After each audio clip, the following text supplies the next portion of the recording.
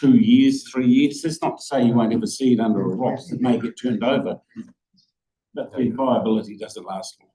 Right. Bear in mind we're talking puppies here. Yeah. Okay. Yeah, we're all good. Come, Carol. The wider public don't realise that every year we in the Waikato take an average of 6,000 trees off the Cecil Peak faces of life. Think about it. 6,000 trees every year. This costs the run holder and the taxpayer combined $110,000 a year on average, and won't change whilst there are forests on the Queenstown side of the lake. That is something that we're working on, removing those forests on the Queenstown side of the lake. There hasn't been a seeding tree on that station that we're aware of since 2016, so the costs keep going on. And now that we've foreshadowed that their salt is forming a pincher movement from the south, coming not just from the side of the lake, but coming up from the forest at the south there. It is simply unsustainable to continue long term without the removal of the seed sources where you can, something that we have been successful with in our district today. And I can give you some examples of that. The Shotover Valley, from when those of you who have been up Skippers, from where you go over the saddle, right up to the branches, we've got every seeding tree that we know of. I'm not looking you in the eye and telling you that there's not one we've missed, but there's nothing to stop us getting those trees. And consequently, we're now seeing the costs of the maintenance rounds decreasing. Similarly, up there at Eltham Bay, Greenstone Mouth, there were seeding trees, and we've got on top of those with the assistance of the run holders and that there. Cecil Peak, you might recall, behind over at Walter Peak. I've talked about Cecil Peak and thing, but Walter Peak had a lot of mature trees there planted a long time ago. They were very big trees, and they were spreading out over the peninsula there. And Real Journeys spent well in excess of $1 million removing all those trees about 8-9 years ago. If they hadn't done that, I'm not sure how we would have had any hope of keeping those lake faces free. A really good example is the Roaring Meg, for those of you who've been through the gorge, and you may recall some years ago we got a bit of flack about that, but it was great because it got us in the papers, raised the issue, the journalists picked it up, we got cartoons sent to us, not complimentary, and all that. But the new trail going through the gorge would have been a trail through a forest if we hadn't done that. To our north, that's Wakatipu's north, the Central Otago group are making good progress, and Wanaka are starting a program as well. ORC is on board, and we have a rate that contributes from the ORC to the Wakatipu group, $110,000 a year to us, and the same amount to the Central Otago group as a targeted rate in the Otago district. And to their north, Canterbury spends millions every year on control to stop the spread. So I'm asking you, which of our flanks is still exposed? As I've said, we will win this battle at a national level or lose it everywhere. But that needs every region to do their bit.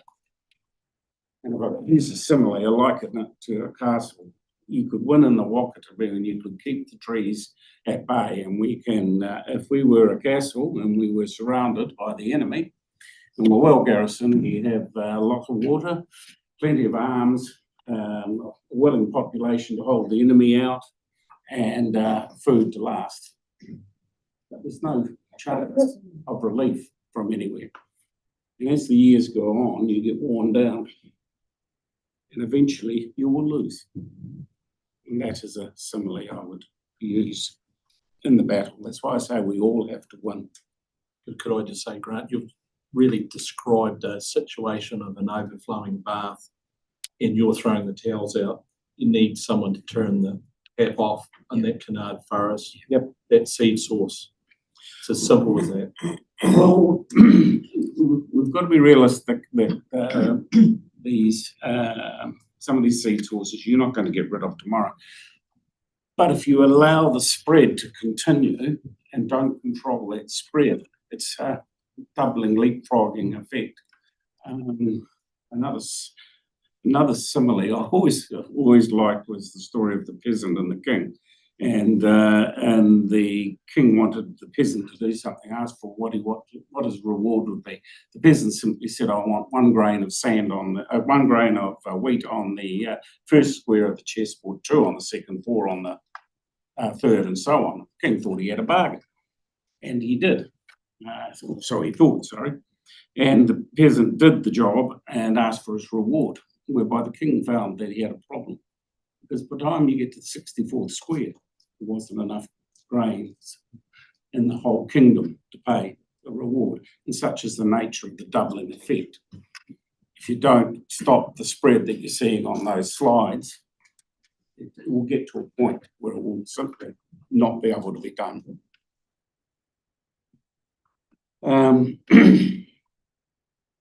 If we allow that to happen, it will only take a few short years for that to start to take effect. And the legacy of that, and I don't know whether you're aware of this, but the Mataura River is predicted to go dry at Garston if you allow the wildings to take over the high country there, because of the loss of water yield, a little known or not widely appreciated effect of the wilding spread. Biodiversity loss and fire hazards, we've seen lots of examples of both in Christchurch and the Mackenzie Basin, and I would finish by giving you a couple of examples. The Skyline, which I'm involved with, have been taking some trees off by Queenstown that you may notice. Some of those were for the gondola, not many. The rest were for fire, because of the fire hazard. We simply couldn't allow those trees, and there's a few more left to go. The council's answer up our way was, we're going to close the reserve on those days that the fire risk is too high when in the middle of summer. That amounted to 13 something days in the last fire season that it was got to the dryness in the middle of our peak trading. And you might have 700 odd people up there that have booked an evening meal, and you're told at 8 o'clock in the morning you're closed for the day. I would suggest to you that the sign would then go out, Queenstown's closed.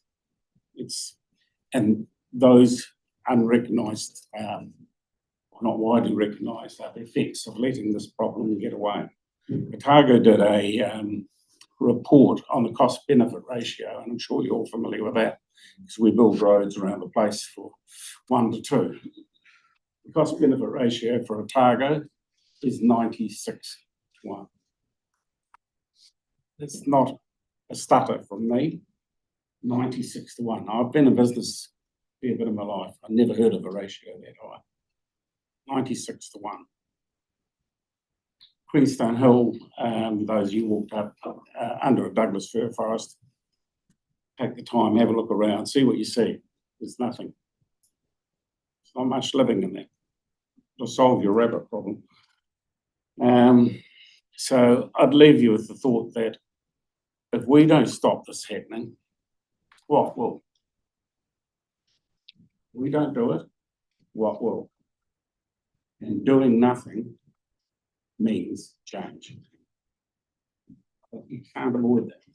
Those are the uncomfortable facts. Thank you. That's great. Just in conclusion, what we're seeking from council is consistent and appropriate funding for our program. And I think that we've demonstrated to you what happens when you have this sort of effect where your funding goes up and down. It just makes it a nightmare to try and deal with this in an effective way. Also wanting to have a conversation about inter-regional cooperation and alignment, especially around Douglas fir.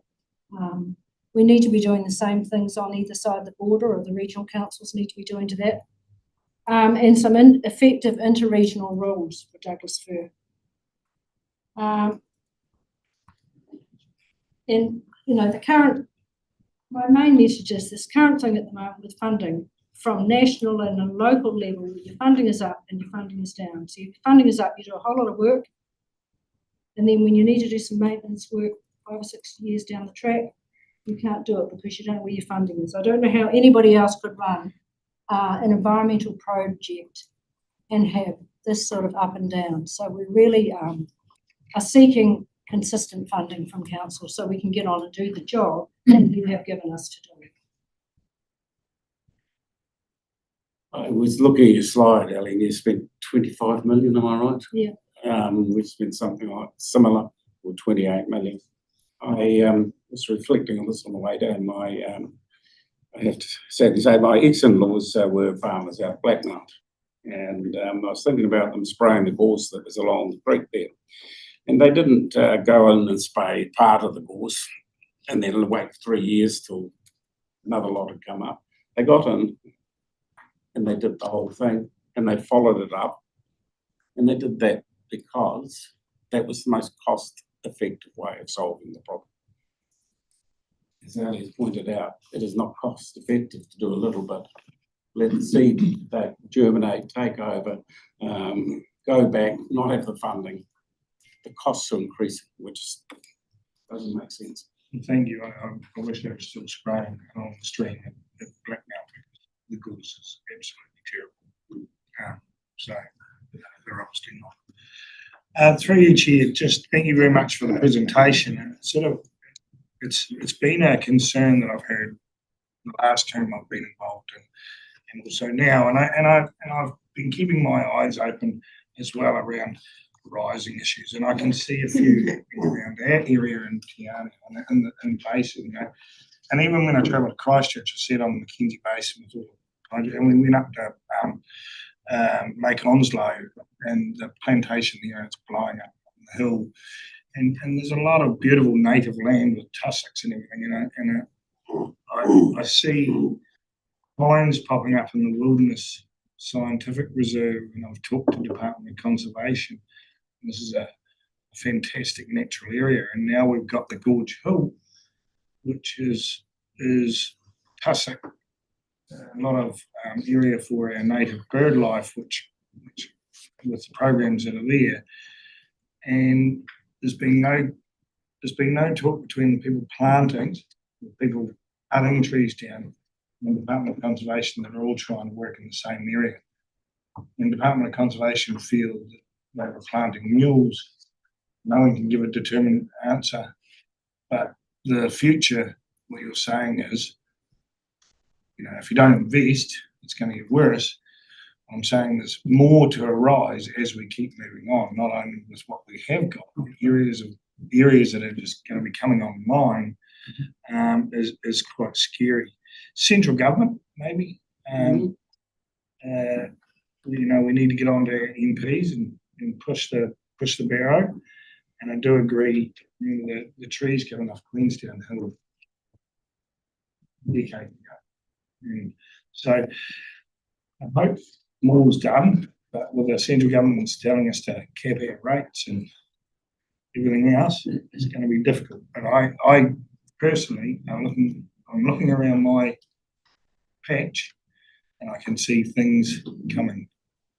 There is a national wild and conflict control group, and a similar story there. We really had some good funding from them in the past, but then it's a political thing. The money goes up or the money goes down. MPI are putting the funds somewhere else, so we don't have secure funding at a national level as well. Eric, Eric, has anybody got else hands up? David. Yeah, thank you, and thank you for your presentation. I think we're all aware of the gravity of the situation you brought to us, and thank you for refreshing it. I have a three-part question. You haven't quantified how much money is needed on a per annum basis to beat this over a time frame. You've made a plea to us to do some funding, and so have you made some approaches to any other funding agency like government or Department of Conservation or some other place?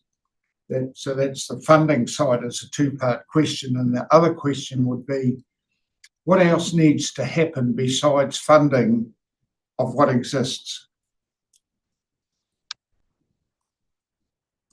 I'm just going to get back to a slide that we didn't really talk about in too much detail.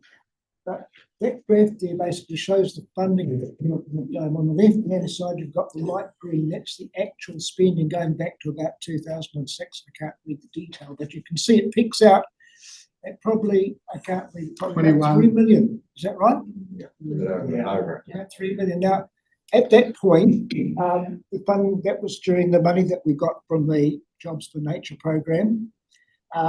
It started coming down a bit, but finally you can see that it's gone down to quite a dip. Now, that's where the grey ones start. Now, what we were trying to show on that graph was that if you drop the funding down from the correct level to where it is, you can see that grey bar, about 2/3 the way along, all of a sudden your program goes back, and to actually recover from that lack of funding over 1 year, your numbers creep right up again before they start going down. Now, I liken the program like this, driving up the hill in the car. You're going up a long, steep hill. You're just about on the top, and you're about to start coasting down the other side when you're out of gas. So you have to go away and get some more gas for your tank, but by the time you come back, that hill's got steeper and longer. So what we're trying to say to you is that we have had pretty substantial investment in Mid-Dome. You can see the history of it. Started out fairly low. When the Jobs for Nature money started coming in about 2022, I think it was, 2020, we made enormous progress. And ideally, we should have been going over that hill down the other side. But the moment you reduce your funding, you lose that momentum, then you're going backwards and you've got to catch it up again. I think you've seen that with the TV program. Farmers here remember the TV program probably back in the 80s, when they cut the original funding to the program. They came back to it 10 years later, 1,200 herds across New Zealand on movement control. It cost over $1 billion to claw back the ground that had been lost from that few years where they could have kept it up. What we're seeing here is a very similar picture. And I hope that answers at least part of your question. No, you haven't given me a number. I asked you to quantify it. We've got to know how much money you're asking for and how you actually think should be a contributor. Someone's going to answer that question. No, it's just we just working with the project managers at the moment for planning for next year's control work. At the moment, the budget's it's 760,000, I think, something like that is what we're looking at for the Mid-Dome Trust, the Mid-Dome budget. But what we've got is almost over 6 million. I can't remember the exact figure, but it's over 6 million of what we call deferred maintenance. Deferred maintenance being where we should have done that regular 3-year cycle, and it is now just building and building. So next year, if we were to give all the money available to the Mid-Dome project, we're now probably looking at 7 million is needed. Back in 2023, when the strategy was put forward, it was kind of sitting there maybe 3 million type thing. So just in those few years, because we haven't had adequate funding, it's just compounding and compounding, and it's put up there. So yeah, at the moment, I could say you're looking at almost 7 million next year needed to get back on board. Another year of low funding. Okay, that's helpful. Thank you. Yeah. What has been spent in the last 3 years? It's not there, is it? So No, the last has it 3 been going years, down or it's kind of been just on 1 million. for a year? Yeah, per year. Majority national, yeah, pretty much all national funded. Okay. And DOC do contribute to the Mid-Dome Trust, which then goes on to operational. That was 1 million, or was that average? It was like some years will be 800 and something, and then other years 900 and something. It's all on my whiteboard. We do get money from DOCs, we get money from LINs because they both have land up there, but then that's variable every year. We don't know how much we're getting from. This government going to won't have much money either. That's the problem. Sorry. If it's helpful,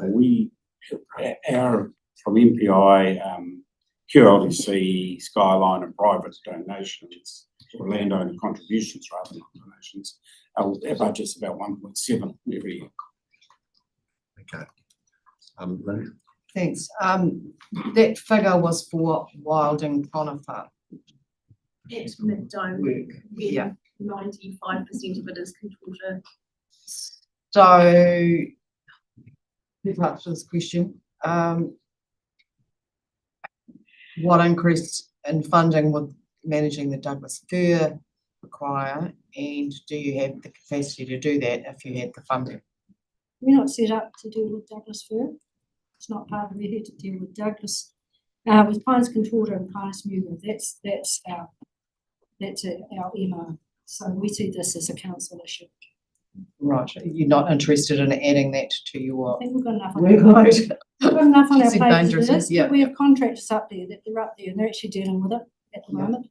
I think it's a win-win for you limited guys to basis. get involved. We've got ground people there Mm. that are dealing with it every day. If we could get higher input from you, So, extra funding, it's senseless for them to walk past Douglas fir. Absolutely. Doing the program. So I think you've got the upper hand.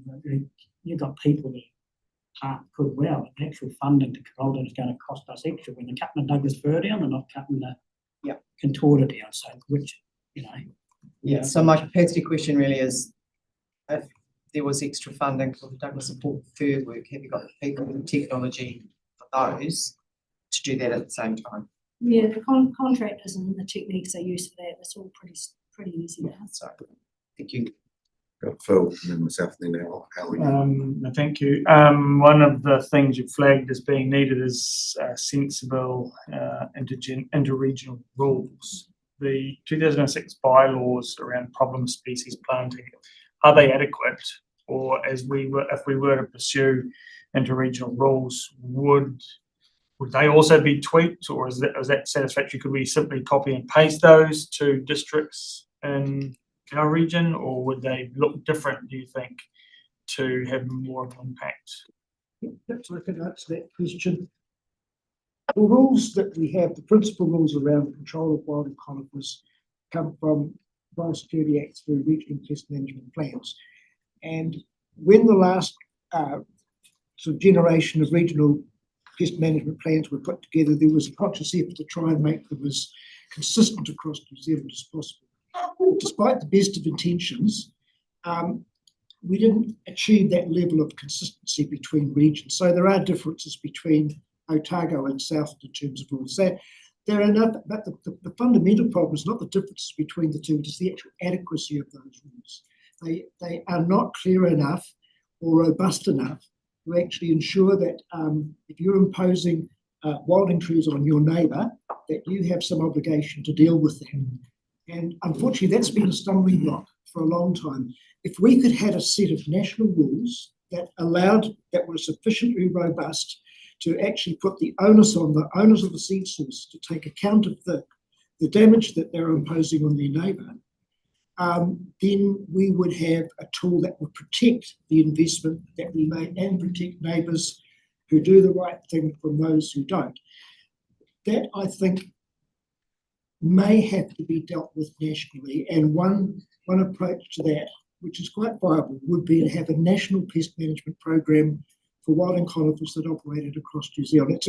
It's an idea that's been talked about, but it really needs political support to get government to do what they did in the case of the TB program, to set up a national program for the whole of New Zealand, where rules in Northland are the same as the ones that apply in Southland or Otago and Canterbury.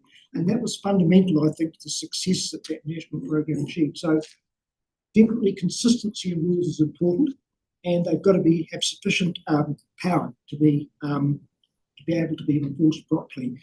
So, and I think that's probably coming from national rules. So I hope that answers your question. Yeah, so I guess the follow-on is therefore that funding, in the absence of those kind of rules or that rule framework, is going to be way less effective than funding plus a consistent national rule framework. They go hand in hand. There have been some recent, you said to the conversation, there's been some recent conversations with the other regional councils and the chairs and CEs about a more joined up approach to biosecurity pest management and wildlings in particular. So I think the time is right to at least have a South Island consistent approach to rules around this and possibly going further than that. The challenge we've got with a national pest management plan, and I think it's the right thing to be heading for, is it would be 2 or 3 years away. It's with tailwind, but that's certainly what we need along the term. Yeah, Jolly, I think it was 2 years ago that I came to you and asked you about this Douglas fir thing. Did you get any further? Because I think your comment at that stage, the forest owner had no obligation past 10 centimetres the other side of his fence, if he had that obligation. So did you get any further with that? So our current regional pest management rules are that you've got to keep your wildings 200 metres from your neighbour's property. However, if you plant up to the boundary, there is literally probably only 10 centimetres. So anything that falls over that fence is the neighbour's issue, and that is still a regional pest management plan rule, as well as every other kind of rural legislation does not, as Richard said, doesn't put liability for the seed source owner to actually do work over the line. There is a couple of consented forests in Southland where they have to do 1 kilometre beyond the boundary, which is still within their property boundary. Whereas there is another consent holder, the Upper Matara, they have to do 2 kilometres across the boundary and into their neighbours.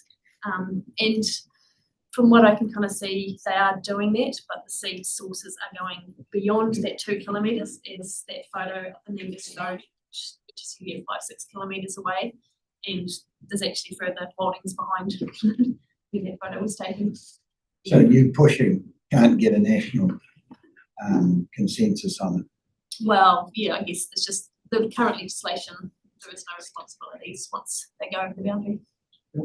Councillor Gibbs, can I just pick up on your question? It's really important. Because that photograph we had there, when it showed the face of those wildings and looking across the valley to those peaks that are covered in mist, that's the Castle Hill plantings. They knew that they would wild. They, in the consent, if I'm right, guys, that there is a surrounding protection border. They put 2 rows of eucalypts around that forest to protect the wilding nature of the trees. And now that hasn't worked. Well, for me, it doesn't seem as though it's worked. But so they did that for a reason. It was in the consent to do that. So they knew that they would wild. So it's not as if the information's come later on and goes, oh, right, different story for on the dome with the catchment board back in the days, putting those contour. I like to remind the council of that, putting those contour and mugo up there for those erosion purposes. There wasn't that knowledge back then. I remember, I think I sat on the consent for that plantation, and that was the best that we could do. Yeah, it's an interesting discussion, and we have had talks over board and working together with other regions, especially when that was a South Island discussion. You know, we do live on an island, a quite large one, but and you know, I have a personal feeling that if there's a problem somewhere, it will be a problem to everyone. And whether that hit it where it's before it gets too far, we can sit on our border and go, oh yeah, we'll wait till it gets and we'll push it back. But some of this shared funding where there are issues, it might not be in your area, but it's probably very cost effective and a good return on money to deal with where the issue is now before it spreads to your be a lot cheaper. And I suppose I'm looking, the Walden Pine one is that we're seeding where it all goes. Probably goes north or it goes into Otago and things like that.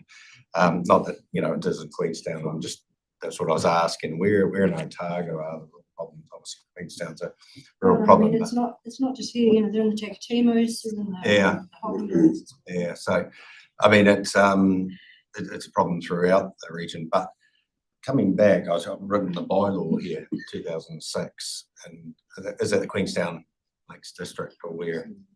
About not being able to grow the Douglas fir, because it doesn't make sense that we're trying to kill this and then it's just been the next one's coming along, and trying to look at where regulation could come into play. The trees that are there, they're there at the moment, but future, you're going to stop. Well, I shouldn't say that. Watch what I say. You know, when we're looking, we've come to a place where you know, even water quality, well, it's always the person's got to take your water, you know, no matter what. You can discharge off your farm, and, you know, up to the last 10 or 15 years, all of a sudden everybody's going, you've got to hold it back on. You can farm with whatever you want within your boundary. Once it goes outside the boundary, the community's going to have a say on it. this is effectively that too. And that's where we, I don't see why there shouldn't be some pretty strict rules, or even saying we can't grow some of the stuff, because there is a community cost to it. And in the community, let the community have it. So it's not just about you on your property. So that's why I was looking into the bylaw, how hard bylaw can be put into play into this things. Because there are other trees that can be grown, and I haven't got that effect, but obviously Douglas fir heavy financial and potential economic benefit to those guys that are doing it. So I'm just asking, how hard is that bylaw to put into play? Well, you'd have to ask the QLDC, but they passed the bylaw. Yeah. It's, along whatever mechanism that is. It's enforceable, and we have enforced it. You're quite right. It's not about anti-trees. It's just about the right tree in the right place. I was reflecting on the forest behind Dipton. I mean, they've been there, and they've been forests there for 40 or 50, 60 years, been rotated and harvested. But they're the right species, because they're Pinus radiata, which has a big heavy seed, doesn't spread, and isn't an issue. And what is a problem in the Wakatip isn't necessarily a problem in Central Otago, and vice versa. I think there's a two-pronged approach here. I mean, you have these consented forests that are there now, and I don't think it'd be realistic to think that you're going to get them removed tomorrow. Although we did get the QLDC to harvest the Aratown forest early, because they recognised what the problem was, and they took out there are some millions of dollars on harvesting it early versus letting it mature for the last 10 or 15 years. And that was along the Coronet Face, as some of you may be familiar with that. Because the cost of cleaning it up is going to be a lot more than the loss of the timber in the forest. Yeah. So I think you've got this problem, but the real problem today is at mid-dome, and is that spread, that doubling effect. If nothing's done about that, we will lose. Sorry, Peter. Just if we can go back a few slides, there's the yellow and the red, and I notice there's a wee yellow dot halfway up the side of Lake Te Anau. I was just wondering where that is. And I know it's Pinus radiata is not as bad and all that sort of stuff. But sure, it's a wee yellow dot there, yeah. But we've been in the position where we've visited like Te Waia Mahingakai Trust at Blackmount, and they're trying to work that area back to native. And unfortunately, the neighbour is a massive plantation, and you don't know there's wilding pines coming up until they're 12 foot tall, and the little bit shows its head up. So they're dealing with that, not only with themselves, but through funding, through whatever they get. But that neighbour's not doing anything at all. And the amount of animals, pigs, problems associated with that is jumping the boundary, and they're having to manage that issue in their area as well. But yeah, that wee yellow area up there, I'd like to know what that is. So Henry Creek, where the dog ground is, on the eastern side of that is an old contorta site. I don't know why it was planted there. It's a complete question. But DOC have been controlling that for a long time. And last year they picked up 100 seedlings of contorta still in that area. Oh, okay. But it still seems to be really conjoined. And then there's Mugo, which I just found out about recently at Lagoon Creek area. I've never been there, but I've heard that there's Mugo there. It seems to be a pretty isolated small spot. But up in the Te Anau Basin, there's contorta at the Invercargill river there that was removed this time last year. There's still contorta at Wilderness controlling last year as well. I guess there's a little bit of a focus in that Te Anau Basin to get all of the last seeding contorta out of that area. Because they're hiding in areas that are native areas, and they've got quite a bit of growth in them, and they don't pop their head up until they Get higher. that area, if you drive up the Milford Road, there's a lot of Douglas fir now Yeah. in that Manuka, and it's purely from shelter belts. Thank you. Alistair. I don't know, I'm just thinking of my stupid way of doing it. There's three things that really need to happen here. One is, as I see it, stop the source. You know, that might not be what you're looking for at the moment because they're still seeding up on the hills. But we've got to stop that somehow by obviously putting in bylaws, right tree, right place. That's, as I see it, number one.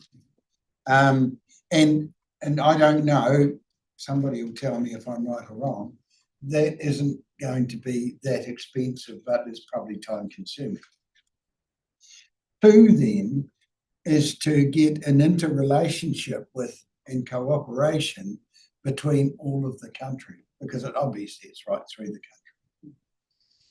country. And then three, if we can see credibility building there, then we've got a greater chance of getting the 7 million that we need. I think it was 7 million, wasn't it, Sir Eric? So we've got a greater chance because and I know you've built credibility by taking them out, but there was plenty of money then, maybe, I don't know. But now we've got to do the steps that aren't going to take that money because as a country, I think we're nearly broke. It's 50 million nationally. Needed. But there is a national wildlife It's got a program and a group. It's run out of NPI and it's been around for probably. That's not serving your end, is it? Well, no, they're not. So you've got to I'm read. honest about them. But I mean, And I look at the person who can do Got to that. set up. And she's only smiling. you see, last year they got quite a bit of money from the international visitor levy. Mm. But then they decided that they would spend it in places where they thought most of the tourists would already pay that levy, which seemed weird to me. It was Marlborough, Canterbury and Queenstown. But that isn't fitting what you asked for. You want a consistent Yeah, level of that's right. funding. And we don't, we never have. You get a handout one year and then you don't. But how do we try to get it? Well, Help me, Joey. I'm sorry, I just got Peter and then yourself. Yeah, can I just say, this is the chamber, Jeremy, and you highlighted it just before about the wicked nature of the problems that are solved here. It's around the commons, it's around the rivers, isn't it? No one owns it, everybody owns it. This is much the same. We're all saying, well, who can do this and who can do that? As far as I'm concerned, we've come to the right place here to discuss these issues.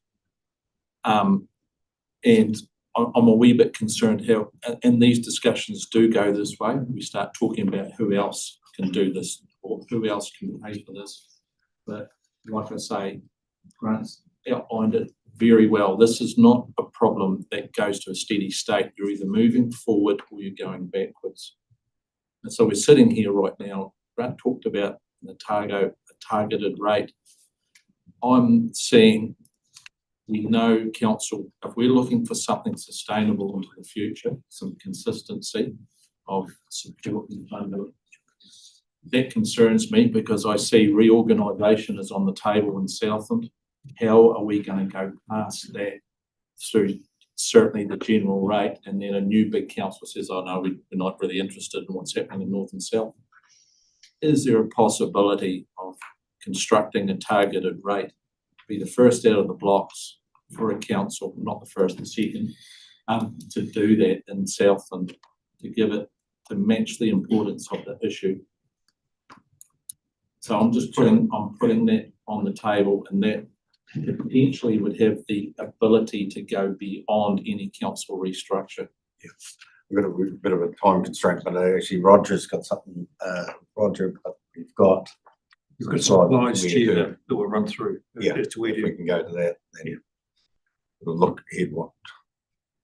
Oh, very good, Roger. thanks, Jeremy. A couple of things I wanted to touch on. One was just around the numbers that were being talked about and getting some clarity there. 'Cause I think, if I'm correct, we're hearing 6 million of deferred maintenance, and that's mid-dome only.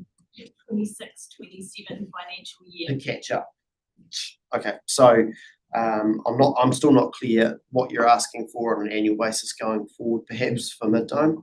And then I think perhaps something that we haven't discussed yet, but we're looking at here is getting an understanding of what the regional picture actually looks like in terms of if we were to go down the road of considering a regional approach to funding this, what would be needed to make progress, and taking on board the point that if you're committing to the current level of funding, it's going backwards.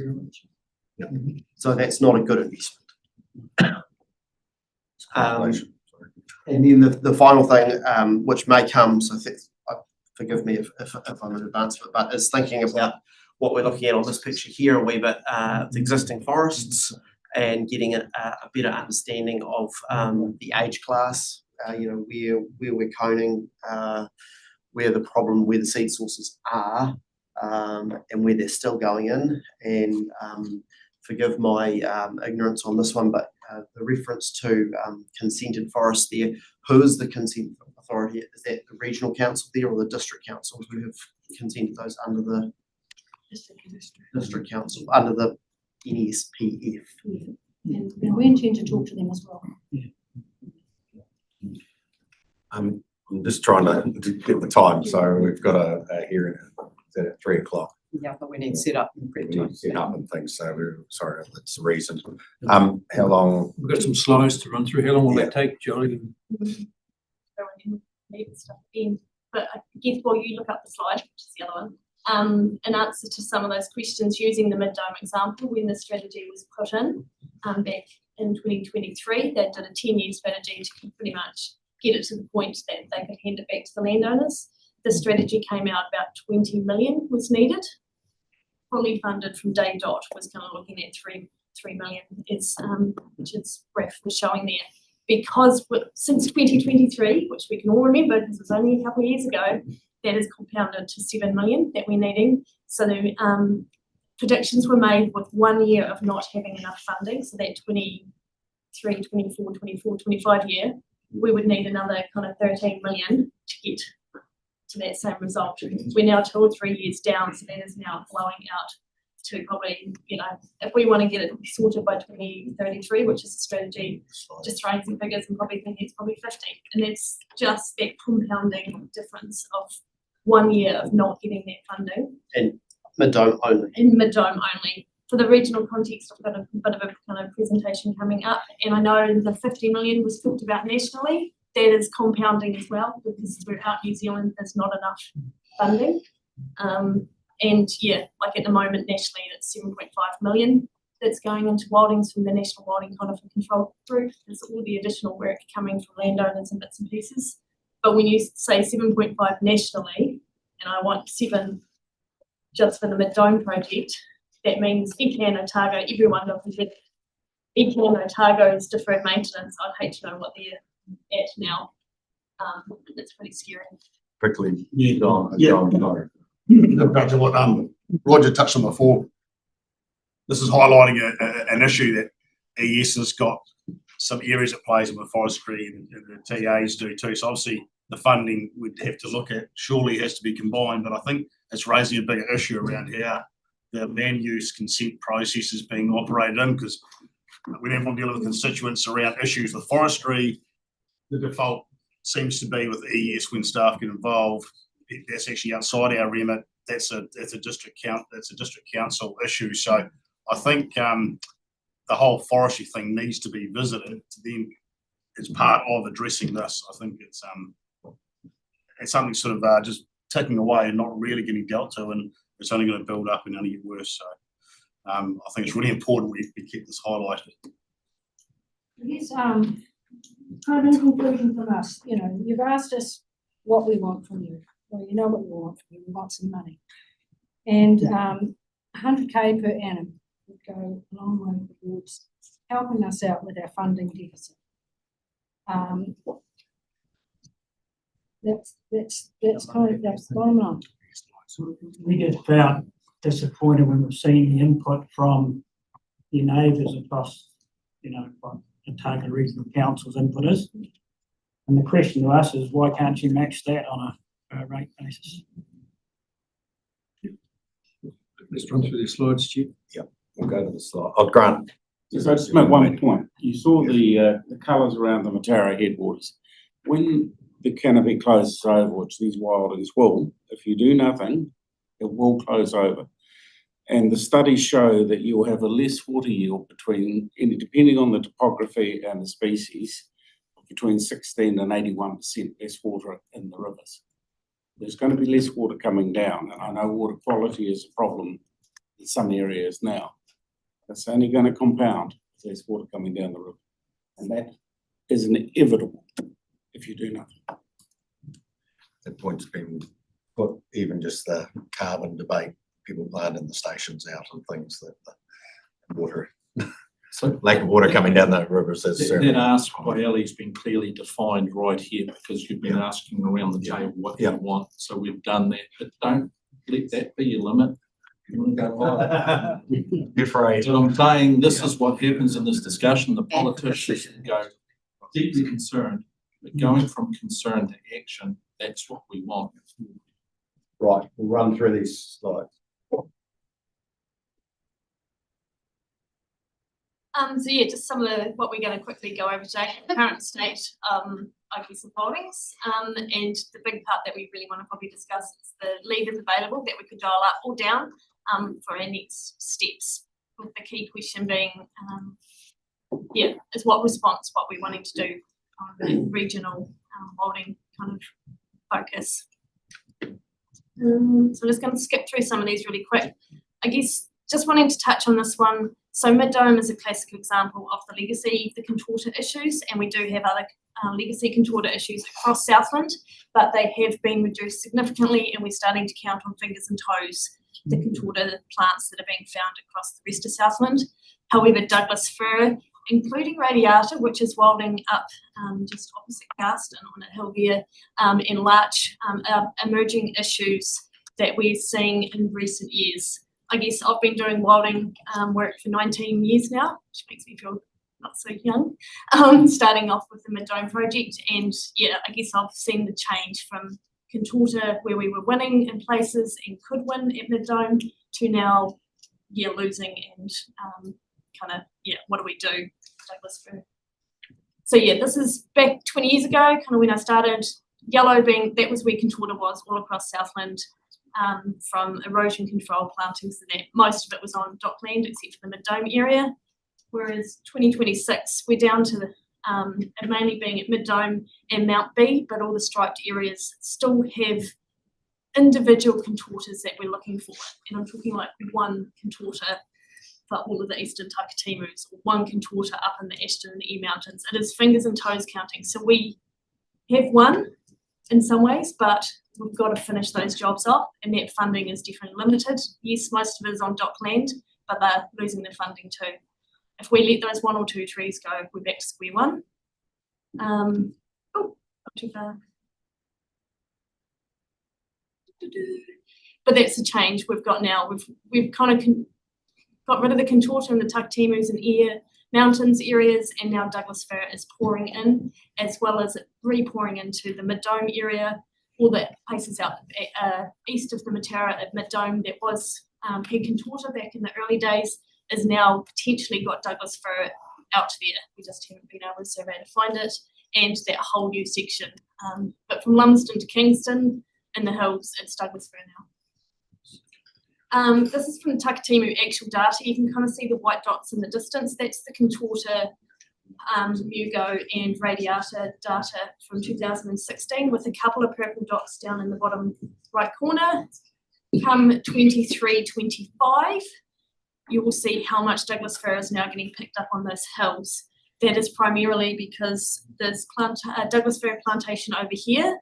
There's a heap of wilding spread over there. We just haven't had the funding to do that control work. You've got 4,000 hectares here of Douglas fir. Main winds coming down this way, pushing the Douglas fir down here. And we've also got Douglas fir plantations down here. Some of them, that little cone bit there is from the 80s. But below that, to kind of answer Roger's question from before, are plantations that went in 2016 and have not reached coning age yet. So that's a classic example of a Douglas fir plantation that is going to start coning soon, and will then start flying that way. Luckily, this has been getting regular control work to kind of protect the main conservation area, but there's huge plantation issues in the private land, like the Tuaia Mahingakai Trust, where we have got some national funding. We are doing some work in the next few weeks, but it's going to be ongoing because these plantations, the Trinity Forest, I know it's about 25 years old. It'll be there for another 25 years before it's harvested. Yeah, I know the cone one up here, I don't know if they've got plans to actually harvest it or not. Wrong way, sorry. Technology is not my thing. This was taken last year up West Dome. So West Dome was a contorta site, and I kind of like to say that I was part of the team that won that. When I was at DOC, we kind of won the contorta battle on West Dome, only for this to come back in. I guess I'm heartbroken because I've spent many hours up there doing Douglas fir control.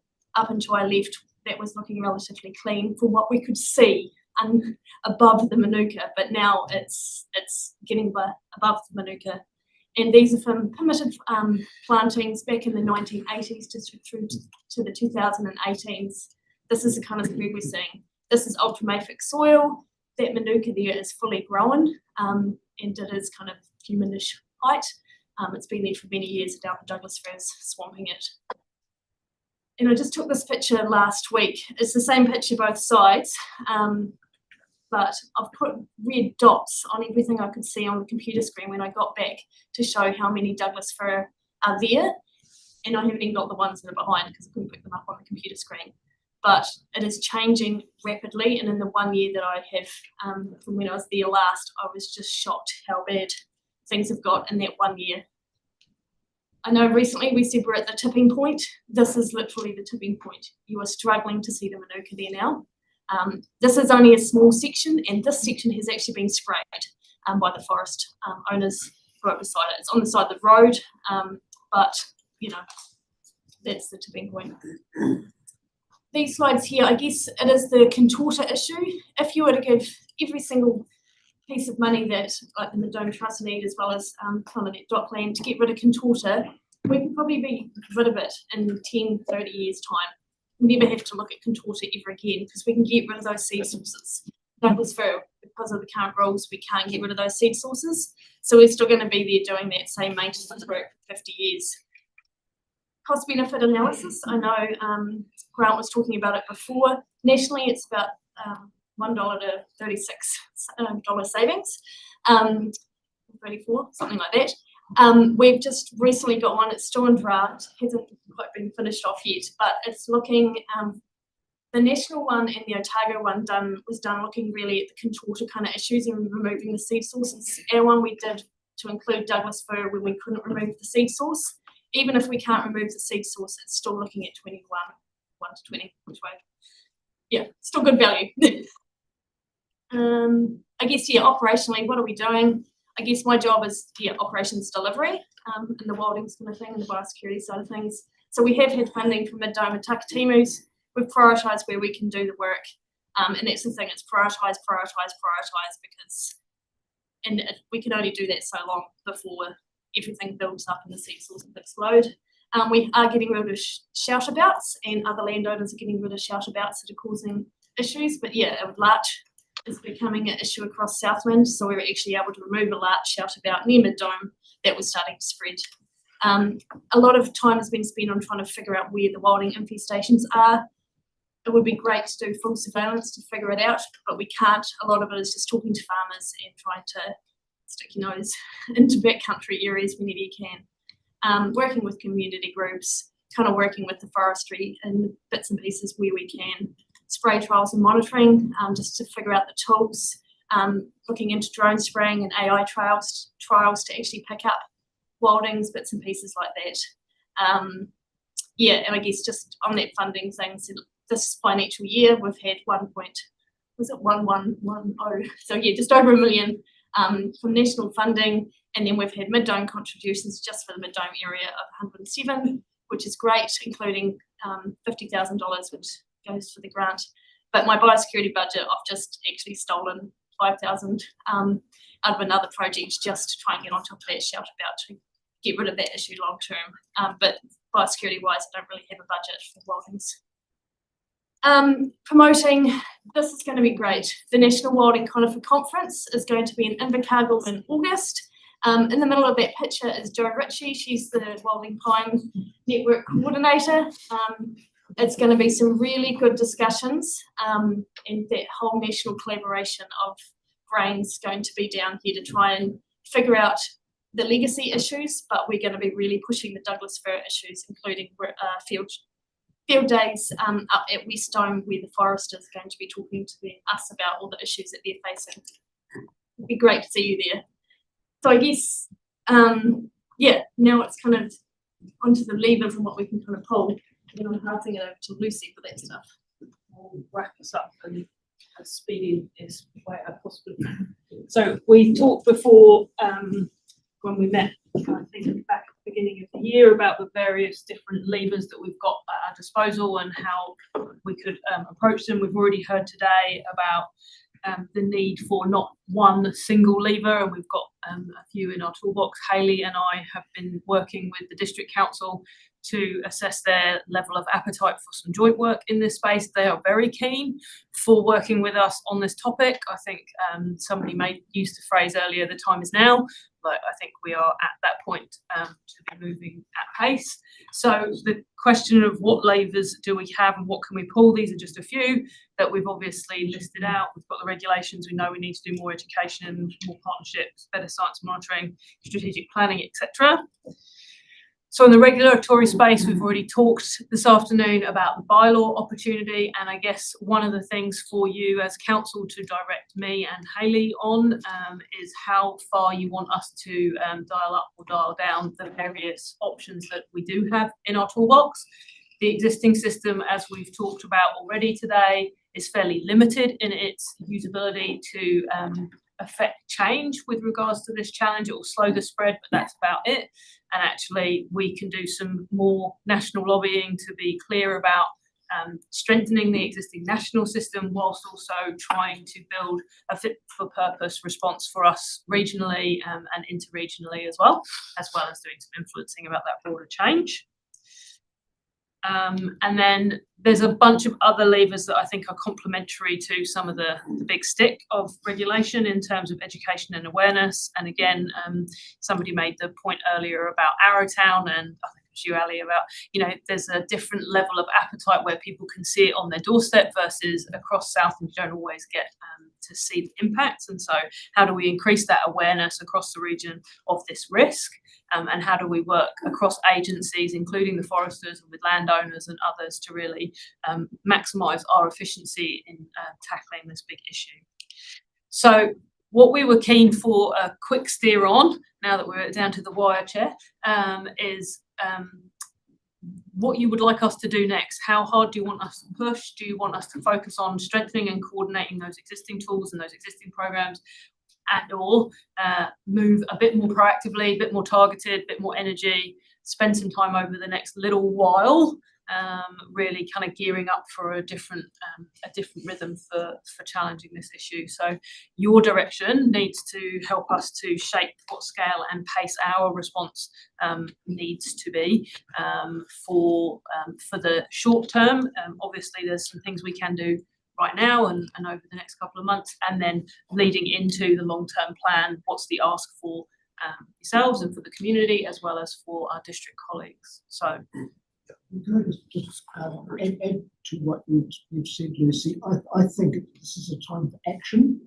We can't afford to delay, and I think we should learn some of the lessons of history, particularly the formation of the Mid-Dome Trust. That happened in 2006, largely initiative of the then Chief Executive, Lindsay McKenzie, who looked at the efforts that had gone into trying to deal with essentially intractable problem with Dome for a number of years, and said, you need to form a collaborative group, trust, to actually get to grips with this problem. You can actually do things from that sort of structured approach if it's widely supported by the regional community, by regional council, by government departments, and farming sector, forest and bird. It was a collaboration. I think it's an opportunity here to do that again on a bigger scale than we've done, a refreshed model.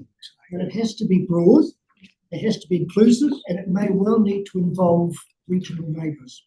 So I'll put that on the table. Thanks for that. Yeah, to summarise, we can bring an action. I think we will, if you're happy, Chair, and if Chair of ICMC is happy and Council are happy, that we will summarise what we've gotten through today, bring a paper back to the ICMC committee at the end of May with some recommendations for Council to consider about where to next. Well, we have to wind up, unfortunately, but we can't. I think But we it's finally asked what we want, so we said, well, you know, 100k per annum not closed. You'd be very much appreciated from the council. More effective and better plans and rules. To look at the interregional component of this and how we can work with regional councils to assist us. And I guess when we go and meet with CCC, it would be nice to have some support from the council as well. Yep. No, look, I really appreciate giving us a review this funding issues, sort of report back home to reality of this, and we're certainly keen to review how we're involved. Eric, do you want to? Well, I just, We've only got 3 minutes. Right. We're meant to be doing. 30 seconds. No, Look, okay. I asked the question earlier, what else needs to happen besides the funding? And we've talked about right tree, right place, but there's no teeth to back that up. And I think we need a very clear statement. I'm aware that there's work being done on making milled trees that don't breed. And I've ordered some seed for larch for my central target property. I think we had a rule that you cannot plant any of these trees that have the potential for seed as a wildlife conifer that will breed, that will produce viable seeds. Right now, they're not available, but the forestry giants, necessity is the mother of invention. They'll put money into making that happen, and it will happen if that's the case. We don't need to own this problem. They're the cause of it. We need to sheet some of it back to them. And I just think we need a very clear rule like that will stop the mother lode from happening. No, look, thanks again. We'll wind things up, and you have a word, you will be assessing this. Thank you very much. Really appreciate it. Thank you guys for all the hard work. Yeah.